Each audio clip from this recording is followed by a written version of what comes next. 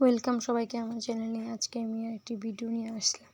এই যে আমের আইসক্রিম, এটা দেখে আমিও ভাবলাম না আমিও চেষ্টা করি আমের আইসক্রিম বানানো। তার জন্য আমি ছোট ছোট দুটো আম নিয়ে নিই।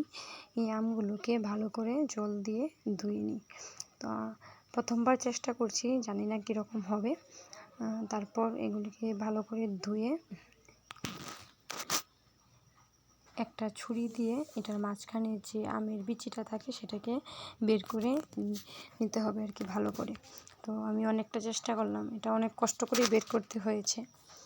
তারপর অনেক চেষ্টা করার পর, যেহেতু প্রথমবার ট্রাই করছি তার জন্য আমি জানিও না যে কীভাবে করলে এটা ভালো করে বের হবে, কীভাবে করলে ভালো হবে। তাও চেষ্টা করলাম ভালোভাবে বের করার জন্য।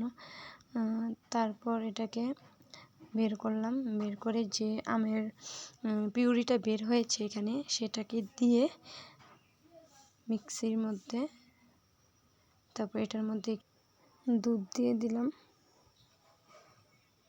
তারপর একটু চিনিও দিয়েছিলাম মিষ্টি হওয়ার জন্য। তারপর এটাকে মিক্সি করে তারপর যে লিকুইডটা হয়েছে সেটাকে এই আমটার মধ্যে দিয়ে দিয়েছি। তারপর যে আম কেটেছিলাম যেটা রয়েছে সেটা আবার লাগিয়ে দিলাম টুথপিনের সাহায্যে।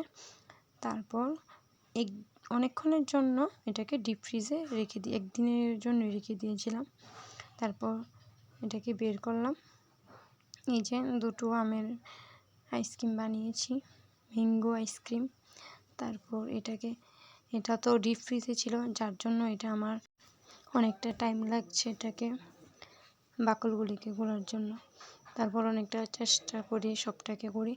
তো প্রথমবার চেষ্টা করলাম যার জন্য এরকম হয়েছে, কিন্তু খেতে অনেকটা টেস্টি হয়েছে। এভাবে চেষ্টা করেও আপনারা বানিয়ে খেতে পারেন, অনেকটাই টেস্টি হয়।